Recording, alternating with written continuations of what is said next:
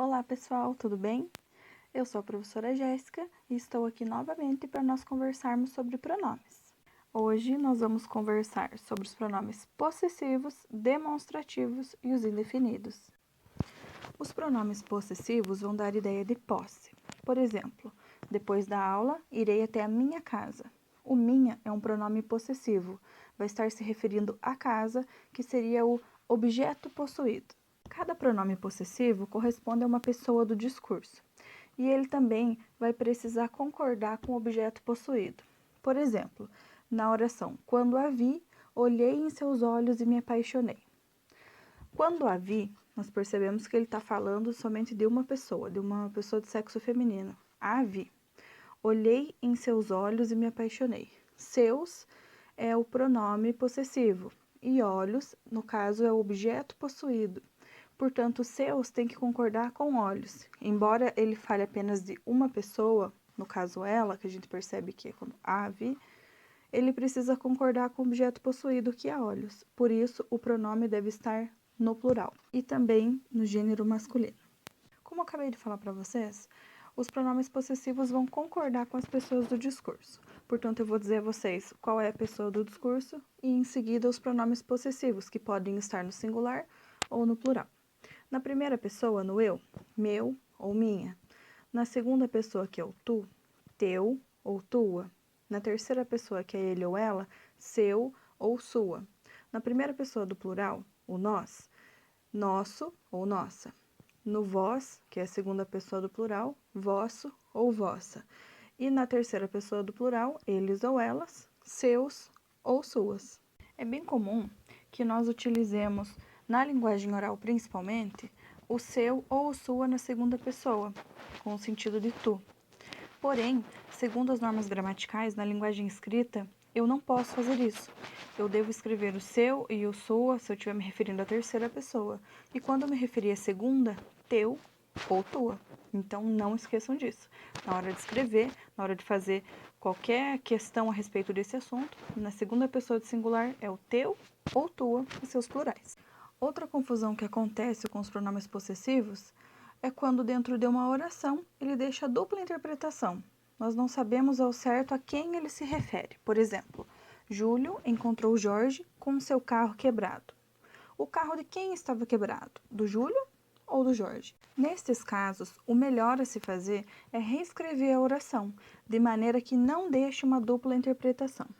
No caso do Júlio e do Jorge, por exemplo, eu poderia escrever: Júlio, que estava com seu carro quebrado, encontrou o Jorge. Ou Júlio encontrou o Jorge, que estava com o carro quebrado. Eu não utilizo o pronome possessivo, eu transformo ele em um pronome relativo, né? Porém, eu não deixo mais essa dupla interpretação. Bem, agora sobre os pronomes demonstrativos. Os pronomes demonstrativos servem para demonstrar algo ou alguém. Portanto, nós temos este, esta ou isto, estes e estas, esse, essa, isso, esses e essas, aquele, aquela ou aquilo, aqueles e aquelas. Nós temos algumas regrinhas de uso desses pronomes demonstrativos. A primeira delas, com relação a tempo. Sempre que eu estou me referindo a algo no tempo presente, eu utilizo este. Por exemplo, esta aula é sobre pronomes. Quando eu me refiro a um tempo passado, mas que é um passado próximo, de pouco tempo atrás, eu utilizo esse. Por exemplo, essa semana foi meu aniversário. E quando é algo de um passado distante, ou mesmo de um futuro distante, eu utilizo aquilo e, claro, aquilo, aquela, aqueles, aquelas, né? Por exemplo, aquilo tudo vai ser esclarecido num futuro distante.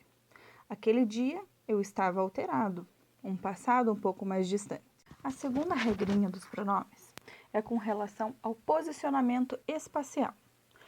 Quando eu estou falando, quando eu estou perto do que se fala, eu digo este. Por exemplo, eu estou com um livro nas mãos e digo, este livro é meu, ou este livro é legal, tá? Estou com o livro nas minhas mãos e estou falando dele, então ele está perto de mim, portanto, é este. Quando o livro estiver na mão da pessoa com quem eu estou falando, por exemplo, não está comigo, está com outra pessoa, eu digo, esse livro é meu. Ou, esse livro é legal, porque ele está com outra pessoa, ele não está perto de mim. Quando o livro está em uma estante distante, por exemplo, está longe tanto de mim quanto do meu interlocutor, que é com quem eu estou falando, eu digo, aquele livro é meu. Ou aquele livro é legal. Então, essa é a regrinha com relação ao posicionamento espacial. A terceira regrinha é com relação ao posicionamento do pronome dentro de uma oração. Então, por exemplo, na oração, Ana e Maria são irmãs. Esta é professora. Aquela é médica. O esta se refere a qual das duas? Da professora, a professora ou a médica? O esta se refere a Maria, que é a médica, porque o esta sempre vai se referir ao substantivo ou pronome com quem ele tá, de quem ele está retomando a ideia, né, que está mais próximo dele.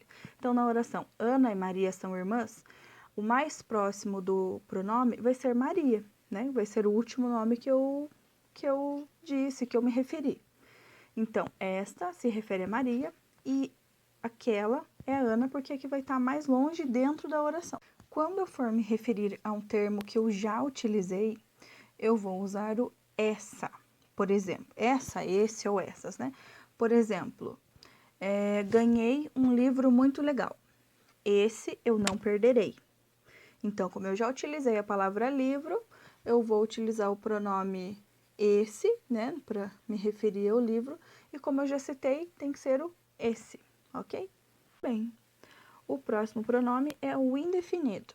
Então, os pronomes indefinidos não são capazes de definir algo. Pelo contrário, como o próprio nome já diz, eles vão indefinir, né? Eles não definem.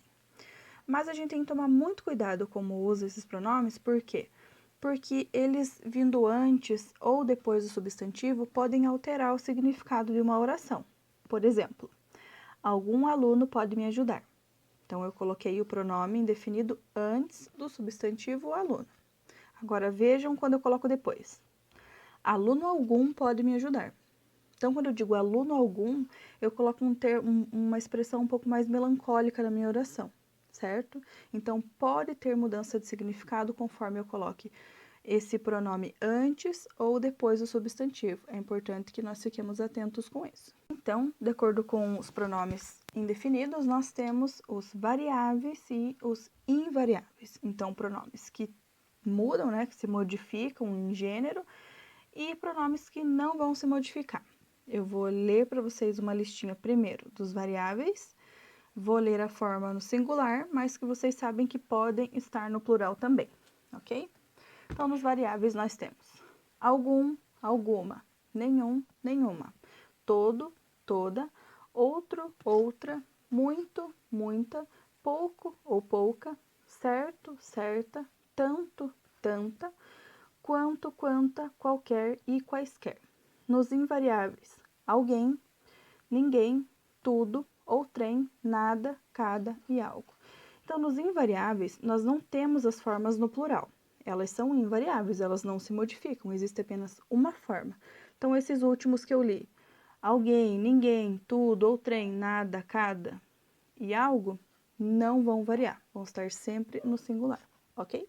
É isso aí, pessoal. Então, essa foi a parte 2 dos pronomes. Vimos pronomes possessivos, demonstrativos e indefinidos. Aguardem para a parte 3, que vai tratar dos pronomes relativos e interrogativos. Até mais e bons estudos!